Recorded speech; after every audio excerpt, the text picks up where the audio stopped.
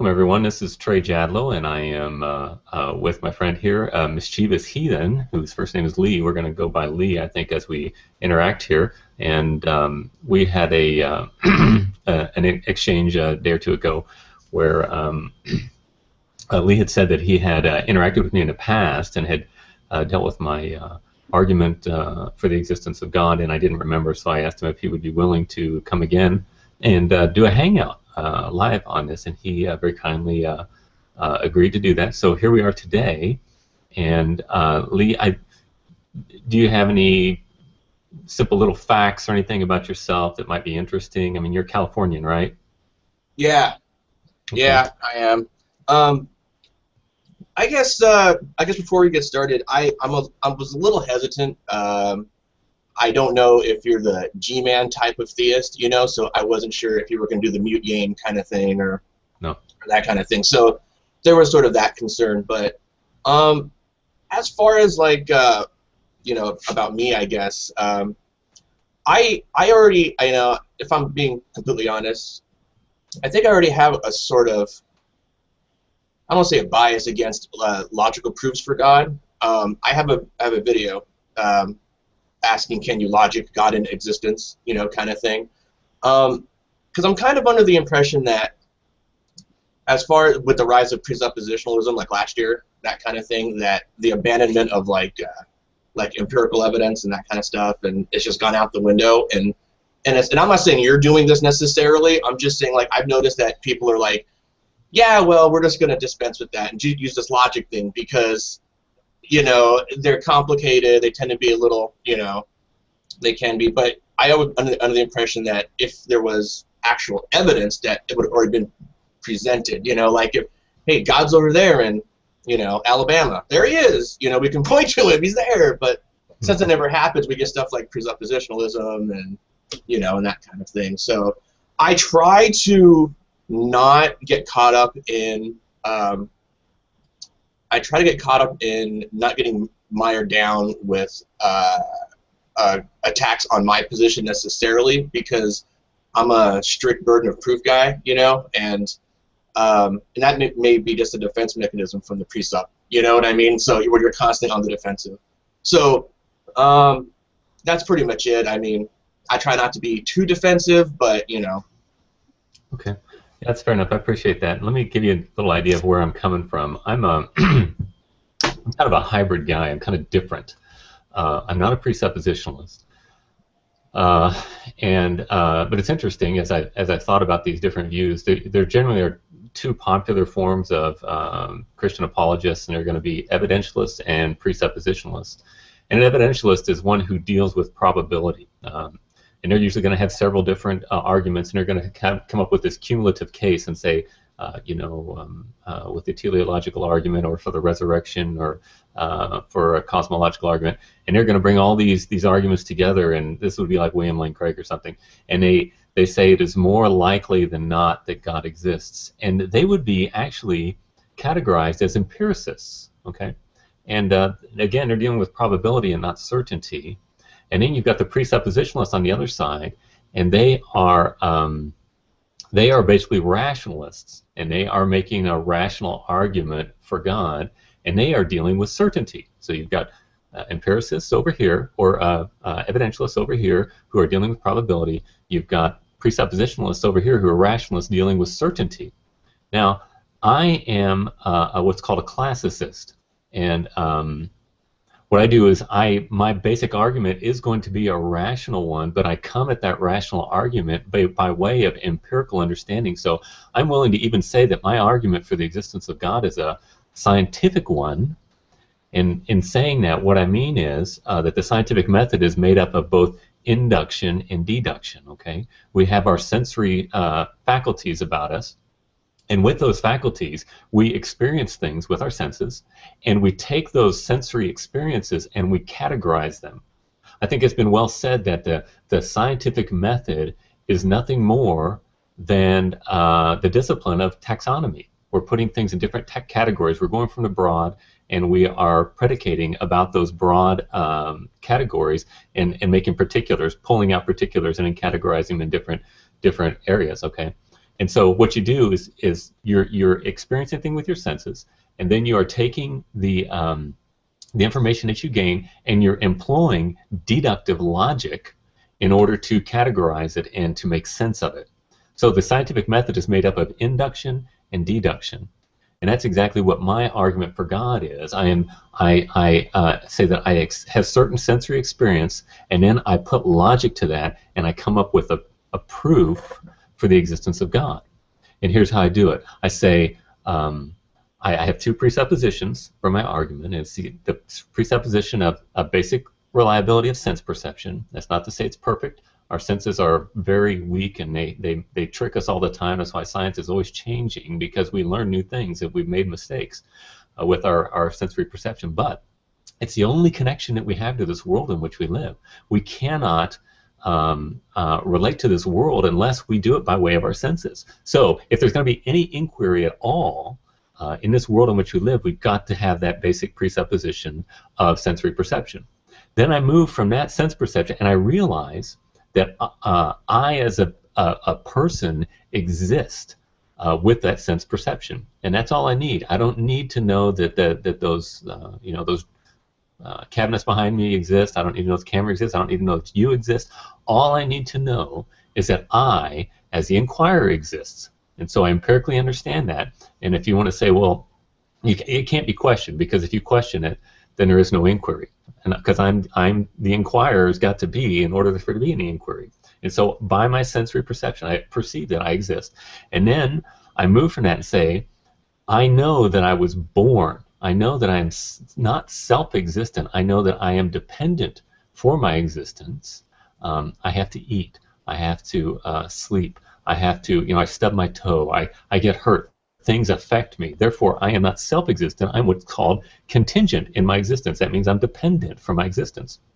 And so then I take the law of non-contradiction and I apply it to that data that I have now. I exist. I am not self-existent. Now we know the law of non-contradiction says that something cannot be and not be at the same time and in the same relationship. In other words, something that happens could not have created itself before it was. So if there's such a thing as contingent existence, there must be somewhere, somehow, something that has the capacity or the characteristic of self-existence in order for anything contingent to exist. Because if it didn't exist, if self-existence didn't exist, then there wouldn't be any contingency, because contingency cannot be and not be at the same time in the same relationship. In order for it to create itself, it would have to exist before it was.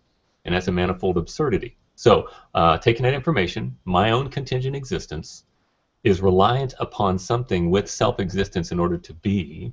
Otherwise, it would not be. So what do you think? Oh, okay. I just didn't want to interrupt you. So I get what you're saying. Am I wrong in saying that this is sort of a Kalam kind of argument? Is it like it sounds like a better Kalam in a way, or like a more dressed up Kalam? Well, it's a cosmological argument. Yeah, and the Kalam cosmological argument is that, and it's an argument from causality. Yes, it is. Okay. I just kind of wanted to make sure, because there's a couple of things that I kind of that pop into my head, and when I talk to my other friends who are theists, like obviously not in Google Hangouts, but like in person, they don't always have like this, long, kind of, you know what I mean, like this thought out kind of argument. So, but the issues that I had were, I agree. Sensory perception, and obviously, by definition, by your definition of contingent, we came from somewhere, like my parents, this and that, all the way back, this and that. I guess the problems that I have are, you apply the law of non-contradiction to, in some way, which escapes God from not being subject to a special pleading fallacy, right? Because much like what I see is like it says everything gets to a certain point, something has to be there that's self-existing to affect everything else. But how is that not special pleading? Okay, because the principle of causality is analytic in nature, and what that means is it's true by definition. It's tautological. It's just a repeating of itself in essence. An analytical argument is one that says, it's basically just a repeating of itself, and a synthetic argument would be where you're adding extra information in it. Okay, so the difference between an analytic argument and a synthetic argument would be like, a bachelor is an unmarried man. That is an analytic argument. It's true by definition. All I'm doing is repeating myself. In the subject, I'm saying the bachelor, and the predicate is an unmarried man. I'm just repeating myself. So it's true by definition. That's what it is. That's what the definition of the word is. Now, a synthetic argument would be the bachelor, or a bachelor who is bald. Okay, so the bachelor is bald. I am introducing information that is not repetitive, and it's outside information from the argument that is an addition to the argument. Okay, so the principle of causality, which is the argument that I'm making, is merely an extrapolation of the law of non-contradiction. And what it says is that every effect must have a cause. Now, it's really important. There's a real sleight of hand that happens a lot of times with atheists, especially even really smart atheists. Bertrand Russell made this mistake. He got it from John Stuart Mill, and he kept it throughout his entire life, where he said, not every effect must have a cause. He said everything must have a cause. I think it was Frederick Copleston in his argument with him. That's the argument that he used there in their debate. And he said if everything must have a cause, then God must have a cause. But that's not what the principle states. It doesn't say everything must have a cause. It says every effect must have a cause. And so if every effect needs a cause, then you got to remember the only way to define an effect is to say that is which is the result of a cause, and every cause is that which gives rise to an effect. There's no other way that you can define those terms except this, to invoke the other portion of the maxim. Therefore, it is not possible to speak about an effect without referring to a cause. It's an analytic truth. Some people say, well, God is, and he's the only thing that doesn't need to be because I just say it. Well, that's not what I'm saying. I'm saying that something with the attribute of self-existence must exist in order for there to be stuff that happens. Otherwise, nothing would happen. And it's not possible for us to even think about nothing since something exists. If, in fact, we exist, we cannot even imagine such a thing as nothing, because when you think about it, you're thinking about an idea, and it's not possible. So, and if there ever were a time when there were absolutely nothing, we would have today absolutely nothing. Ex nihilo nihil fit. It's a basic maxim of rationality and science. Things don't make themselves before they exist. So my argument for God needing to be self-existent is an analytic argument. It's an argument that is definitional, and it's directly related to the law of non-contradiction. And if you deny it, you have to deny rational coherence. Okay. Wow, you said a lot. And I'm trying to absorb it all into this. Well, I have the in these kind of conversations, sometimes I have the attention span of a small lizard. So I try to and we can talk it out if you want to. It's because if it was in a comment section, I could sit there for a couple minutes and go, okay, right. Wait, rewind that a second. But okay, so when I first heard this, it was just like I've been interacting with this for years, so to me it's really simple. So let's talk it through, because it's kind of heady stuff, but it's not impossible to understand. Right. No, and I remember a while ago you had a conversation with Alex Botten, which probably wasn't either. I don't know if you consider that either of your best work. It ended up being a little antagonistic, you know what I mean, between you guys. I'm not sure if that was your intent or his intent or whatever. I like Alex. Okay. I had a good time. I thought it was fun. Okay. And it's always interesting to look when people go at it. But I noticed in that conversation, if I remember correctly, you said that infinite regression was nonsense, if I recall. Yes. Correct. Okay. Because when I hear, for someone like me, who you're explaining it to, when you're saying you're defining self-existent and contingent and all this stuff, and then you're saying something has to be self-existent to cause everything else. It's an analytic truth. Am I understanding you correctly?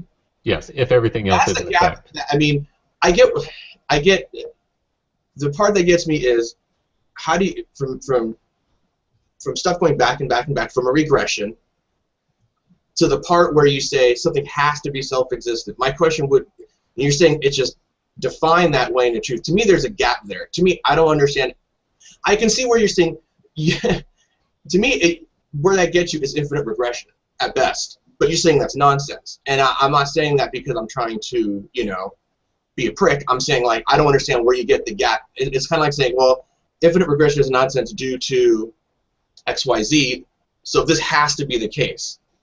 Okay, let me explain. That's the gap that I'm having a trouble understanding. Okay, let me explain again.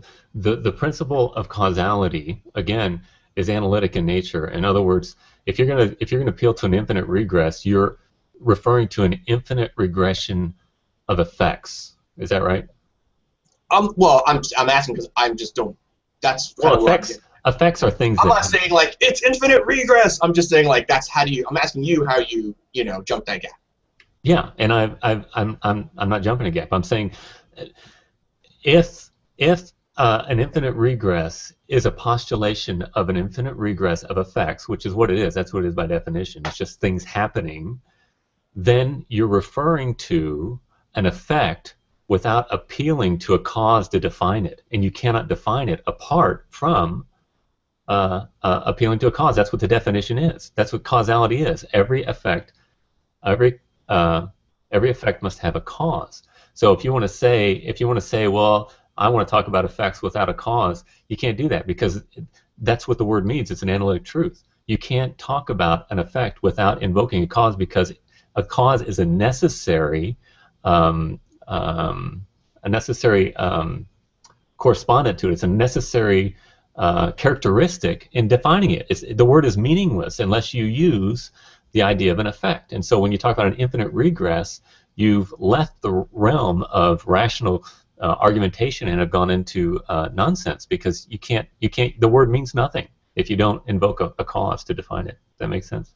Yeah, I hear what you're saying. I thought you were going to say absurdity, and then I was going to jump out the window because that's what the pre-suppers say. Oh.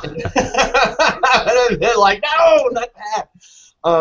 Yeah, I totally get what you're saying, and I think the idea is that by definition, infinite regress means, if I'm not mistaken, an infinite amount of causes that go back and back and back, and that's where the nonsensical part comes in. Well, it'd be an infinite amount of effects, actually. Effects. Now there's a causal relationship, and one thing causing another, but I'm speaking of, but that cause in and of itself is also an effect. So the effect is above the cause in that chain. Sure. So you're just basically talking about effects.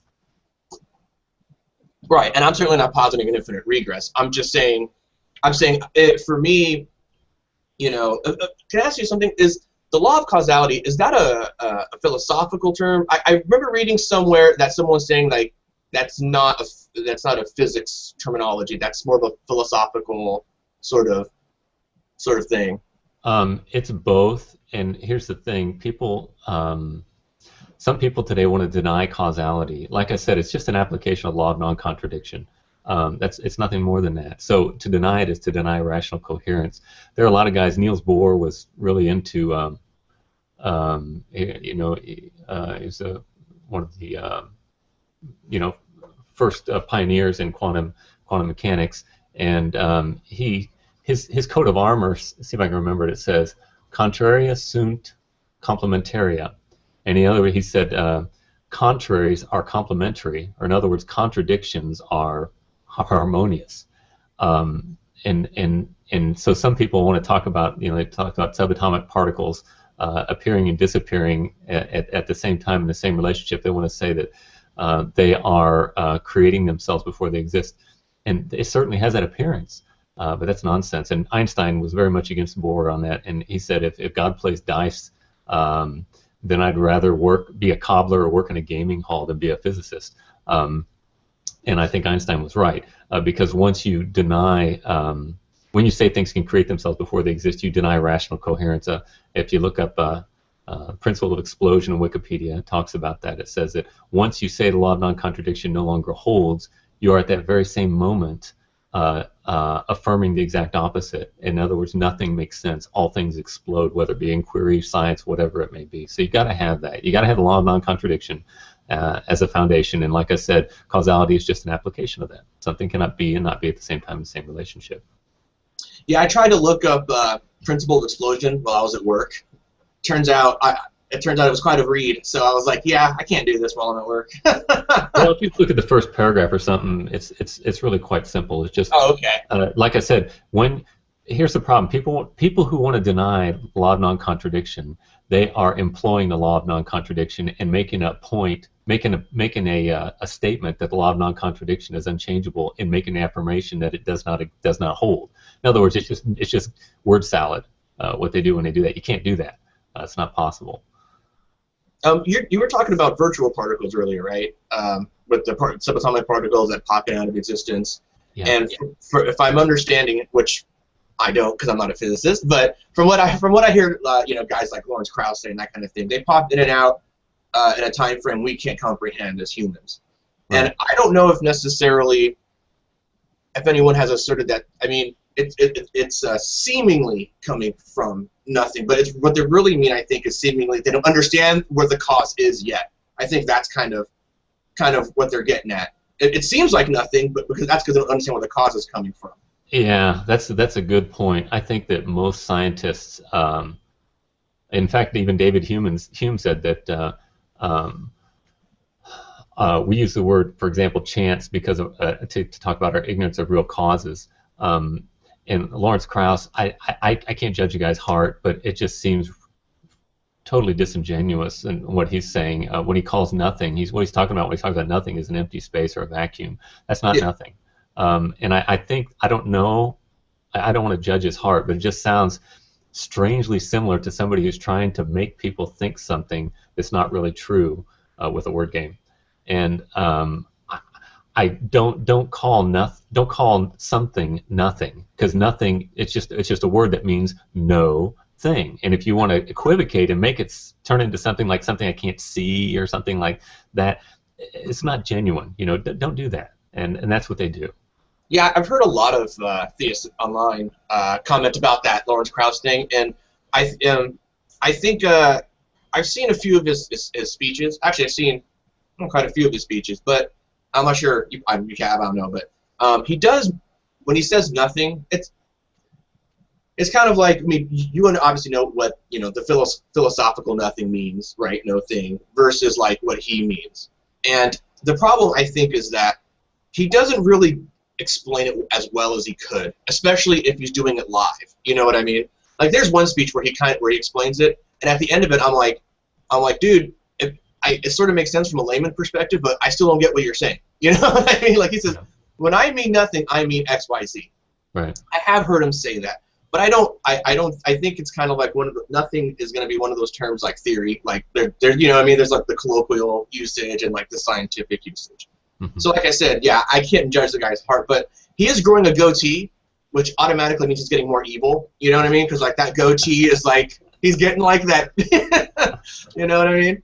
So that's like evil version of Krauss, kind of like evil Spock. But I get what you're saying. But I think, yeah, I get what you're saying. I'm more scientific minded, if I'm being strictly honest, and I like the philosophical aspects of arguments because I think that they make you think in ways that you have not necessarily thought yet, which is fun. I like it. I just, when I hear these arguments, I try to figure. I'm thinking in my head, like, how do you demonstrate this? You know what I mean? Like how? Okay. If I'm not mistaken, did you not have a conversation with was it Beanaberry in a comment section? Probably. Am I crazy? No, okay, I could be crazy. I read a lot of this Google stuff, so. And I wasn't sure if it was him or Alex Botten where you were talking about the universe being why can't the universe be self-existent? I don't know if you recall that. Mm-hmm. Yeah. Okay. So I get to a point where I'm like, universe, and then my knowledge goes, I don't know. It goes to I don't know. And I would never posit, a deity, or I wouldn't say the universe is self-existent, or the universe is this and that. I get to a point where I just go, I don't know, and then I'm okay with that. But it seems when I run across a theist, they wanted to posit, X, Y, God, or whatever God that they particularly worship, or gods, depending on, and that kind of thing. And that's the part where I go, you know, you know what I mean? I just kind of like, this is where I'm kind of not buying it, you know. Well, I can say that my argument, though, is an analytic argument, and it's not an argument that's up to question. I mean, it's a rational necessity, and so I'm making an argument that is positive and it's cogent, and then my skeptical interlocutors are want to say that I just want to say that I don't know, and I mean, you can do whatever you want, that's fine, but don't, when I give an argument and you can't rebut it and just say, I don't want to talk about it, essentially, that's not a rebuttal. In other words, I just won the argument. And so to say, I don't know, when I give a cogent argument and you cannot show me where it's wrong, I've just won the argument. Does that make sense? Oh, no, yeah, no, I'm talking about in a sense where, just from, I'm sorry, maybe I didn't verbalize that clearly. I'm just talking about from a meta standpoint, just like as far as how since how I generally think of things. I'm not saying in this particular situation, because at the end of the day, you know,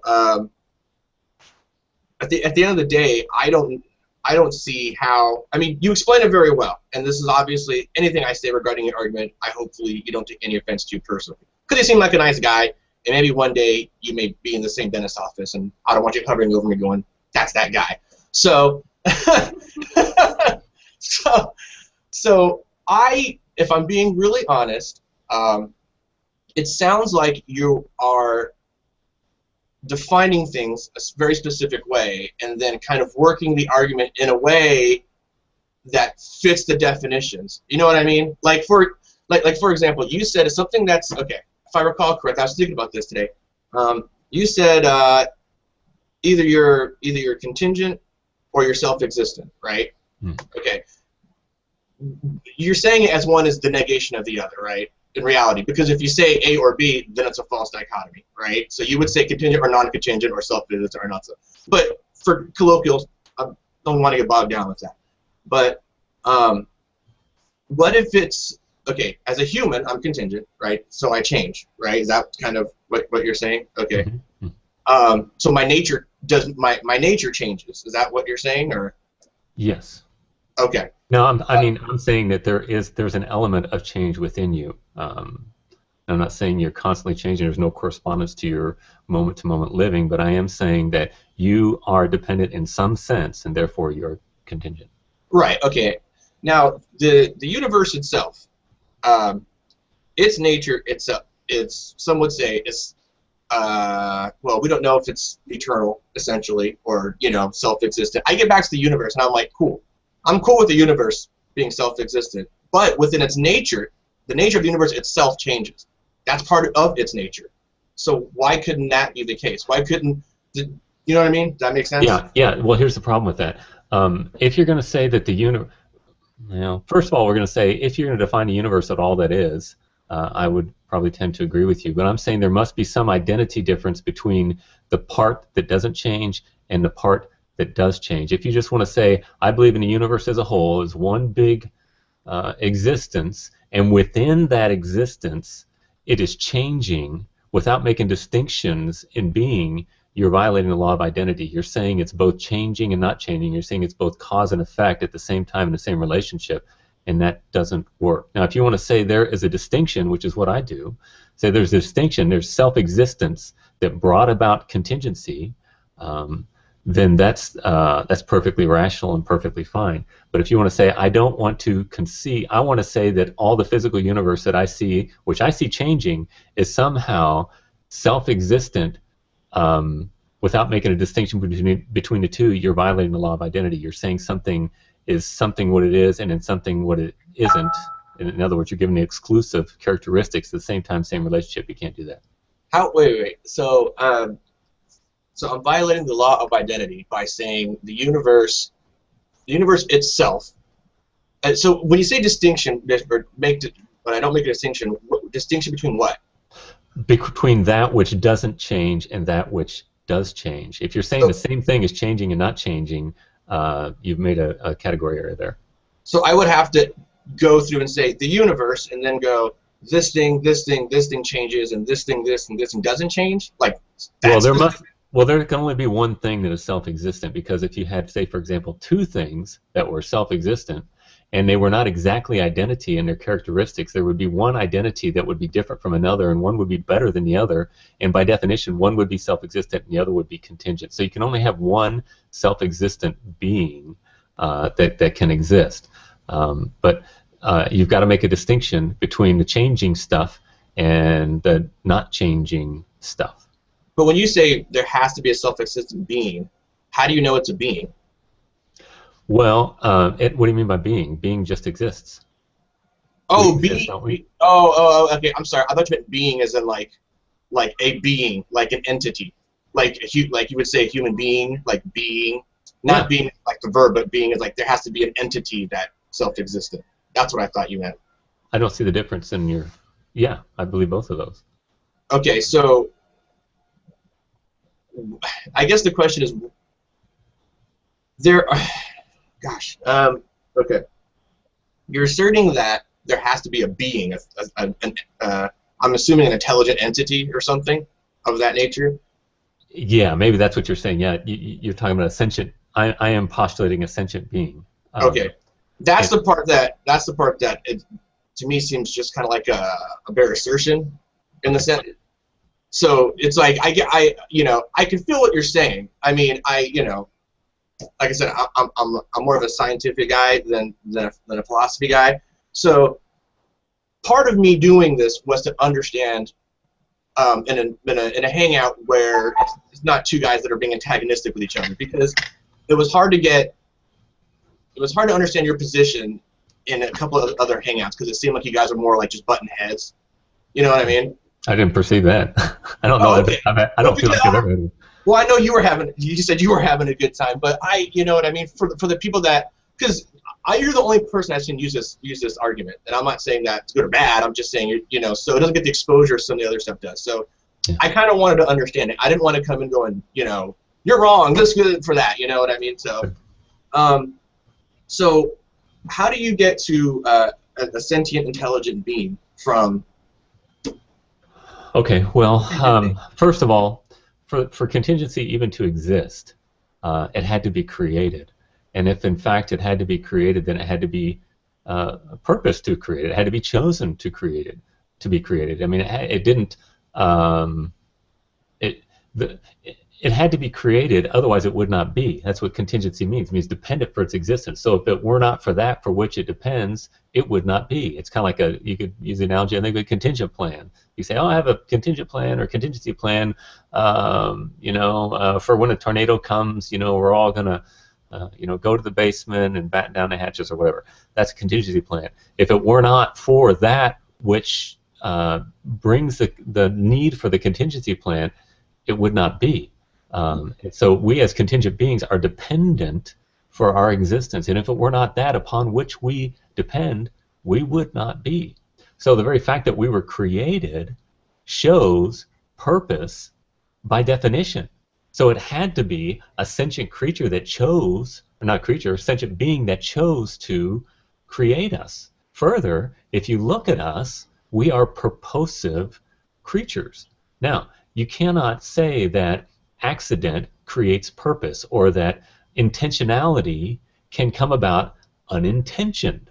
It's logical nonsense. So with those arguments, it's logically follows that there must be a sentient, self-existent creator of all contingency. Yeah, but no one's really saying. See, I think part of the issue is when you said something. You said two things actually. You said you can't what's the word you use?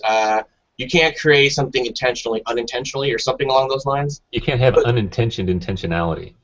Right, but I don't think I think you sort of see things in like you're doing this a long time, and so people have a tendency to make certain mistakes. But I have a feeling that you have run across a lot of the same mistakes over and over again when talking about people with this stuff. So. Mm-hmm.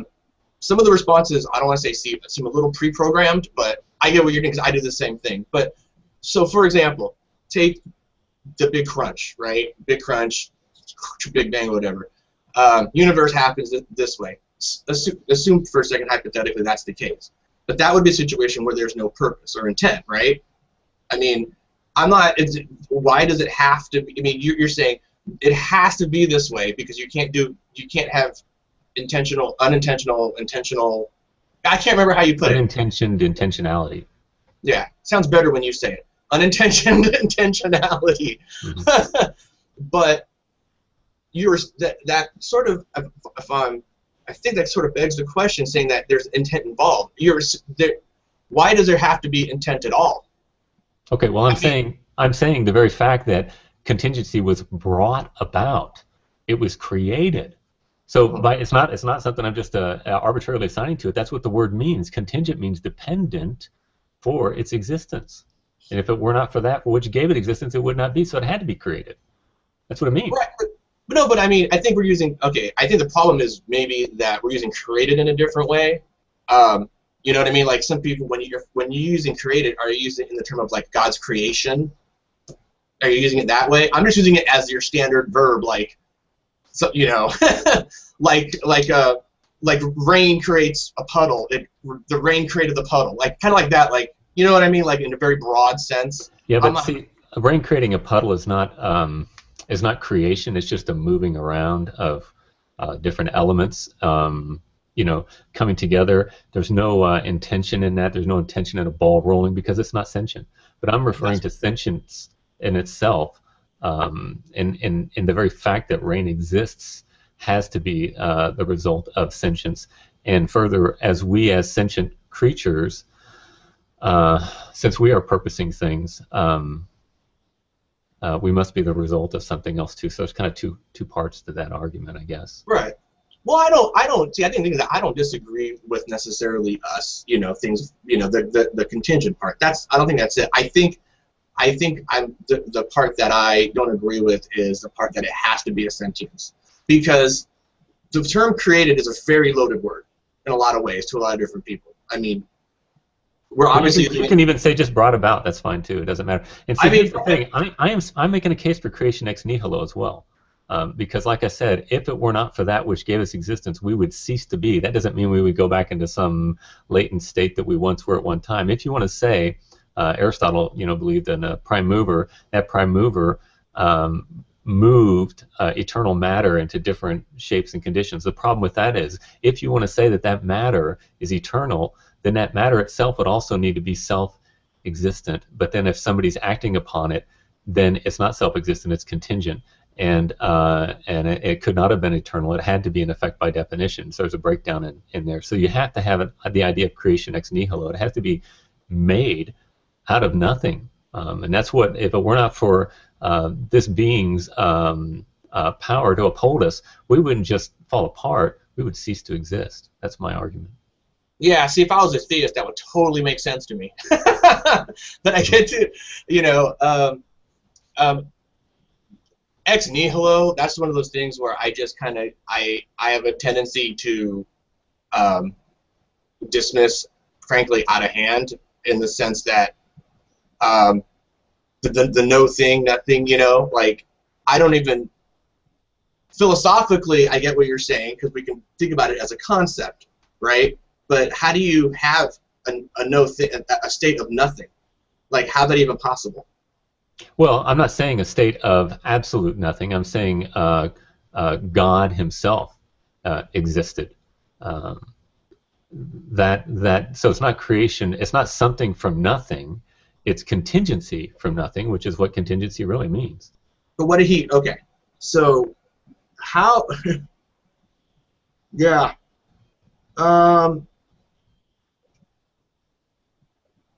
I guess that's one of those points where, I mean, I think of it from a physical universe standpoint, you know, like, because that's all, in my opinion, that we have to work with, essentially, right? Because I don't deal, I mean, as a rule of thumb, you know, when someone posits anything supernatural, it's one of those things where there should be a heavy burden of proof, in my opinion. Mm-hmm. You know, logical proofs are great if they work within its framework, but at the end of the day, you know, from the physical universe, it doesn't get us to God. Yeah, but you don't understand it. You just appealed to logical consistency in order to make that statement. The framework is everything. I mean, if you want to say logical proofs work within their framework, well, here's the problem with science today. It's rather funny. I think you talked to Ozymandias Ramses II, and he'll say the same thing. People's repudiation of philosophy is almost comical. I don't know if you saw Matt Slick and Aaron Ra, but who was the guy? What was the guy's name? Some guy who's kind of philosophical, and I challenged him to a hangout, and he don't want to do it. But he made a video right after that saying, you know what? These Richard Dawkins, these new atheists, and Aaron Ra, they're foolish for saying that somehow they can get away without studying logic and get away without studying philosophy, understanding that all science is based in that now. And we're living in a very empirical age where people are really quite naive about their philosophical presuppositions. You can't do science without philosophy. Philosophy is the foundation for science. And by saying that you just ignore it, you're just saying that I'm ignorant of why I do what I do. And so it's important for us to really have an open mind. I'm sorry, I didn't mean to interrupt you. I didn't understand what you said. I said you were ignorant of something? No, I'm not saying you. I'm just saying... Oh, okay. I'm like, I didn't say that. No, I didn't say anything that you had said. I'm just saying, generally speaking, for the scientific world today, the Richard Dawkins, Aaron Ra, all these guys that are really popular today, I am convinced that Richard Dawkins will not debate William Lane Craig because he knows that William Lane Craig's got his number philosophically. I'm not a big WLC fan, really, but I think it's humorous because William Lane Craig has obliterated his form of argumentation, and Richard Dawkins knows it, and he's not going to come out and debate him because he doesn't know philosophy. He doesn't know theology either, really, and he knows that he's got his number. And the same thing happened with Aaron Ra. I mean, it just didn't really know categories of logic and stuff like that. And please understand, I'm not saying I'm a self-taught guy. I'm just a regular guy. If you want to use Peter Boghossian terminology, I'm a street epistemologist. I don't know if you're familiar with his work. No, I haven't. You have heard him? No, I haven't. Oh, okay. Yeah, he's a philosophy professor who's written. He's part of the New Atheist stuff, and he wrote a book on that, on how to become a street epistemologist. I've listened to it. But anyway, I'm just a regular guy, and I'm not particularly smart. But I really like to understand things in an analytic fashion. I like to have the evidence for it, and I love to doubt things. I think doubting is the only way to find certainty, and I don't believe that we can have complete certainty in anything because contingency is necessarily correlated to faith. You've got to have faith because you don't know everything. Those people who don't know everything have to use faith, and everybody does. Even the scientists, they have to have faith in their philosophical presuppositions in order to do what they do.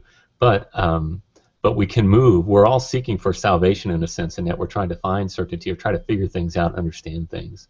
And I think in that sense, we're all on the same page. And there are certain things that we can do that can help us to better reach that goal. And I'm all for that. Well, I will say this much. Well, let me start with the Aaron Ra Matt Slick thing. So I wasn't, when I saw that, I wasn't in it to like a vote.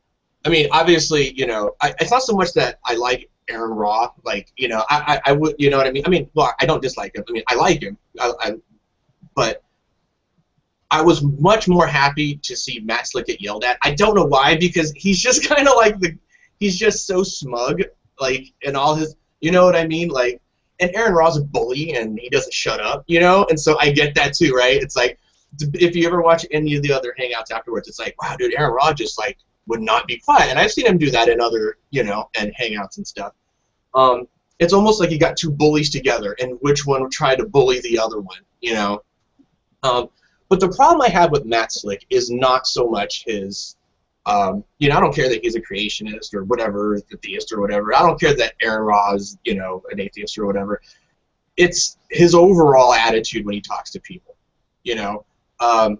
And this thing that he does, the thing he does that annoys me the most is when someone says something that he doesn't agree with or wants to counter, he goes, wow.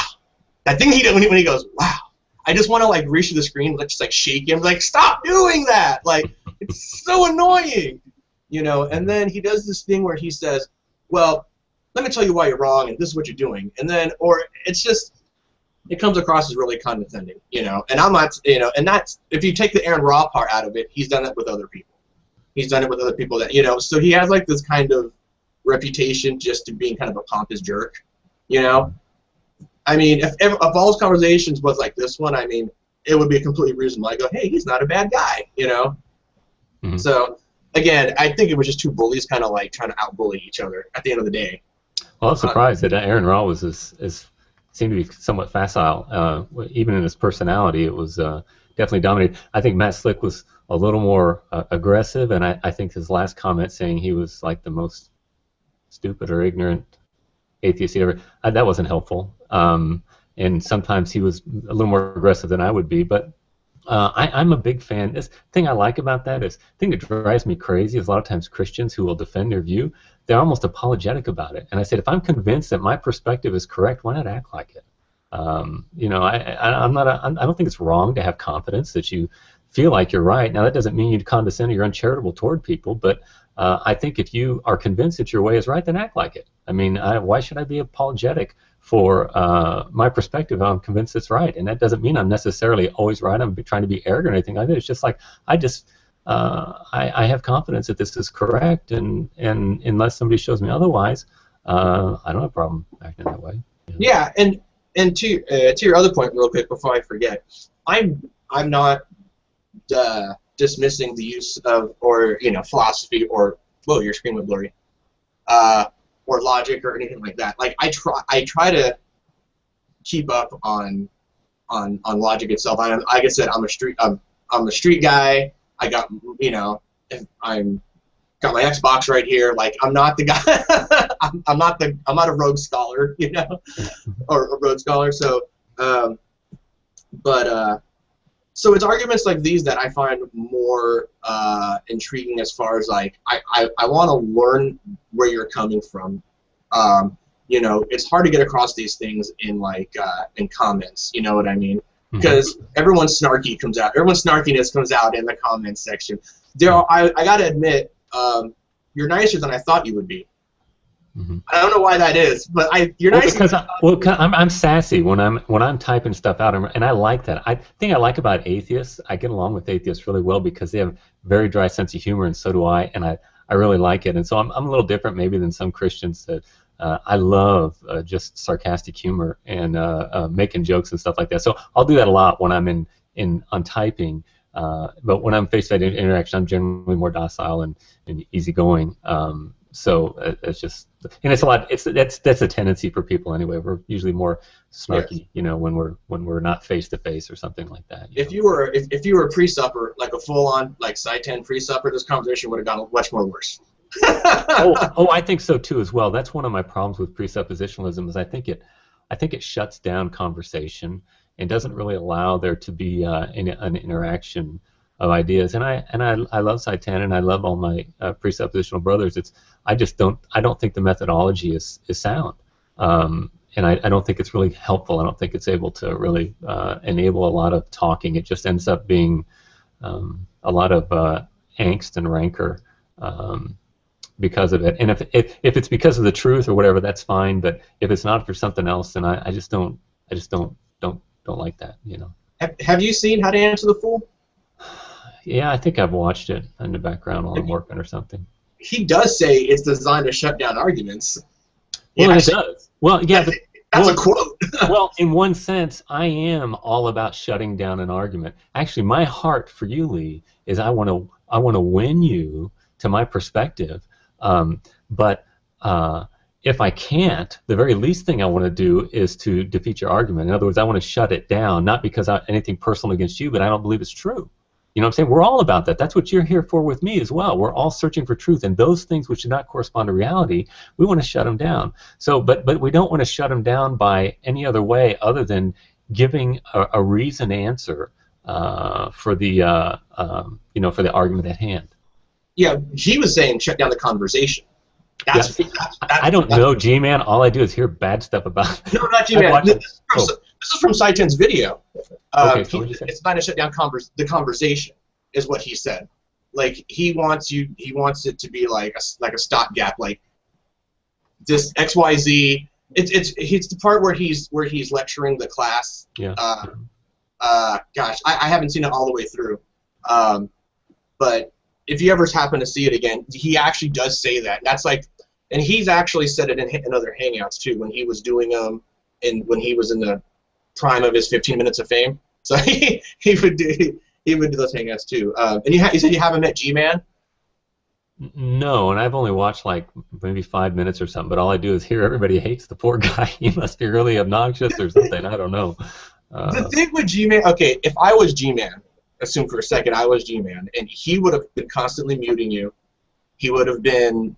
The thing is that you can tell him, like, you know, you can tell him that. The problem with G-Man that I've noticed is that it seems to me, and I don't mean this to sound bad. Like, I'm not saying I'm nice. It seems like his overall comprehension is low. In other words, not even if he was an atheist and you told him your argument, literally his head would have exploded. There'd be a stump and blood squirting out. It just seems like even the most simple concepts were like, no, you know, this is what we're saying, you know, X, Y, Z. Simple, like if he had the question about like evolution or something. Nothing complicated, X, Y, Z. And he just doesn't get it, like or maybe he doesn't want to. I don't know.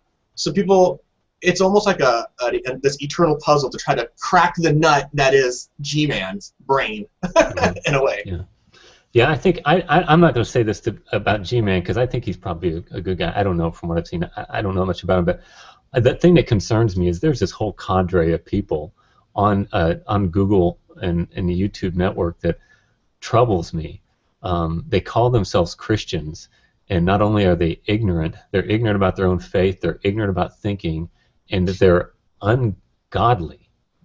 They're so petty and childish and mean, and they're churlish, and they're just interested in their own little world, and it grieves me that this kind of thing is happening. I mean, there's a lot of them on there. So, and I'm not saying G-Man is necessarily, but there's a lot of foolishness on the Google Plus, world that really concerns me, and I wish we could see some migration towards some sanity, I think, on those issues.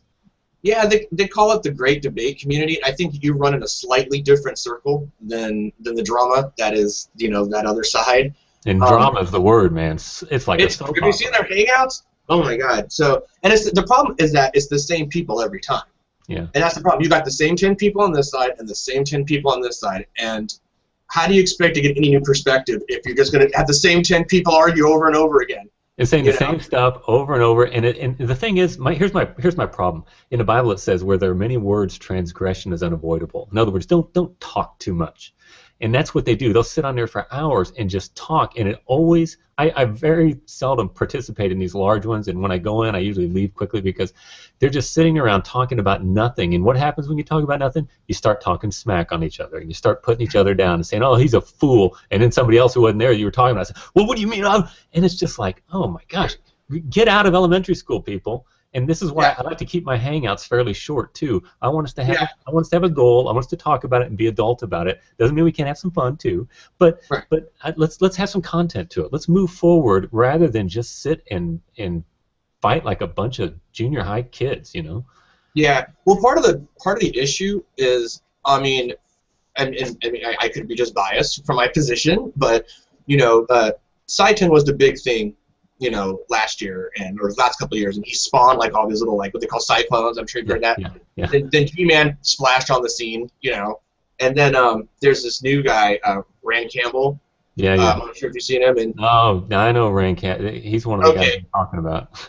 Yeah, and it's like he's wishing people got cancer or something. You know, I mean, and so it's there. It just seems like if the extreme people went away, you can probably have some sort of like actual conversation where people are learning. Because it's to be honest, between between you, me, and all of YouTube, it's much more. I have friends that are theists, and occasionally we'll talk about this stuff, but generally it's not the subject of conversation, right? Mm-hmm. But my ultimate goal is to learn more about the people and where they come from, than to argue with them necessarily. Have I had arguments with people? Sure, but that's not my goal. It wasn't my goal to come here and argue and let's say like try to demolish Trey. There will be no video saying awesome atheist destroys Christian. It wasn't any of that, you know. I have my my reservations about your argument. I said what they were. You told me how you responded to that, you know, this and that. And that's how could I learn if I never hear you out? Is kind of where I'm coming from. Right. You know, all snarkiness aside or whatever, this and that, you know. And you may see me in a hangout one day where there's one guy, and if he's watching, I'm talking to you, buddy. His name is was it Arcane Truth, Arcane Logos, whatever. That guy. I don't know if you've seen him walking around. Yeah.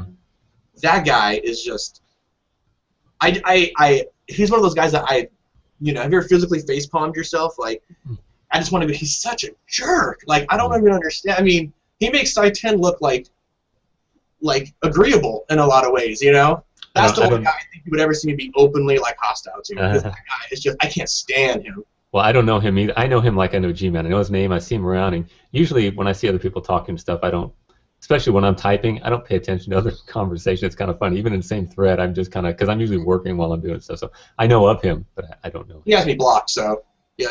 Oh no. He has me blocked because like whenever he see the thing too, and this is one thing that the theists have this thing now with saying he does this thing where he goes, oh well, that's just your religious faith, or that's just your religion, and it's like, come on, dude, like, you know that's going to piss people off. You know it's just going to stop the argument or stop the conversation and have a 30-minute argument on how we're, you know, whoa, we don't have a religion, and you're gonna, you know, and it's just stupid. That's what I'm talking about. So, I mean, I appreciate that, and I agree with you, and I think all of us have a tendency to do that when we begin to lose an argument. That you kind of move to a personal attack, or you move to your cookie cutter, you know, statements. And I'm sensitive to that because we all can do that, but at the same time, I'll acknowledge it's not helpful to do that. Yeah. Well, we're up at the hour mark. How long are you? I mean, I was good for about an hour. I just want to go for an hour because I've got to make some teeth. I'm a dental technician, and then I'm going to be on with what's the guy, Negation of P and Chris Mowdy, at 6 o'clock my time. I was thinking, I was like, your Google Calendar is full because you had me on 2 different appointments today. You had me yesterday. You had me. I was walking my dog. You're like, did you get the hangout or message the info? I'm like, what? Dude, I just won't go. Like, what's that? But anyway, you know. That was my fault. I apologize. I didn't. No worries. I'm like, did I do something? Anyway, it was cool talking to you. I learned a lot. Again, I'm glad we were able to like kind of, you know, say our piece and rebut and kind of do our thing and stuff. And I mean, I think from this point forward, I think I will be much less hostile, you know, when I see your face pop up. You know what I mean? Update your picture though, because with my beard. Because this look is much more intimidating. I don't want it. You know, I always have that problem. People, I've got kind of I got my grandpa's piercing eyes as well, and people get kind of intimidated. And I feel bad because I don't want to be that way, but I guess people see it that way. Well, no. Lee, thank you for entertaining me. I thought we had a great conversation. I thought it was a great exchange where we actually heard each other and listened to each other, and I learned. And I always enjoy. I love talking about deep things with people and just contemplating things because therein lies learning and growth. And I think that we can always continue, even if we disagree, we can learn. But understand something. My goal is to win you over, though. I don't want you to. And so I don't want to act like everything is okay because we get along well. But just know that I care for you and I wish for your blessing, and that's why I interact with you. Well, you know, I'll tell you what I told my girlfriend about her mom and her family, who are, you know, they're religious. Whenever someone tells me, you know, prayers to you or this and that kind of thing, I don't go, dude, don't pray. You know what I mean? Mm-hmm. Anytime someone is worried about my well-being in a positive way, it's taken with some sort of appreciation. You know what I mean? So I don't go, you know what I mean? Like some people will be like, don't, you know, I'm not like that. I mean, we're gonna disagree on, you know, certain aspects of it, but I take the positivity for what it's worth. So, you know. Well, I appreciate that. Yeah, and if ever I say that I pray for, I know some people will use that as a slap, as a moral slap, to somebody. Oh, I'll pray for you, you loser. No, Yeah, but when they I say call I it the pray for Christian FU. You know that, right? yeah, yeah, and so Okay. it's really big in the South, they'll say this. But when I say I'm praying for you, it really is out of a heartfelt need, knowing that we're all have our weaknesses and we all struggle. And I would pray for somebody because I care about them and want to see their benefit. That's all. Sure. And are you gonna? I tried to record this, but I can't. No, no, it doesn't matter. I'm gonna when I stop the broadcast, Okay. it'll be posted to YouTube, and I'm Okay. Then use I'll it however probably you want. if And you my can use it on if your my record didn't work, I may just mirror it or something, and so that's fine. hopefully all my parts aren't cut out to make me sound dumb. No, I'm kidding. All right, man. Well, Okay. thanks, Trey. All right, thank you, Lee. I appreciated it. I had a good time. We'll talk to you soon. All right. Have a All good right, one. bye. All right, bye.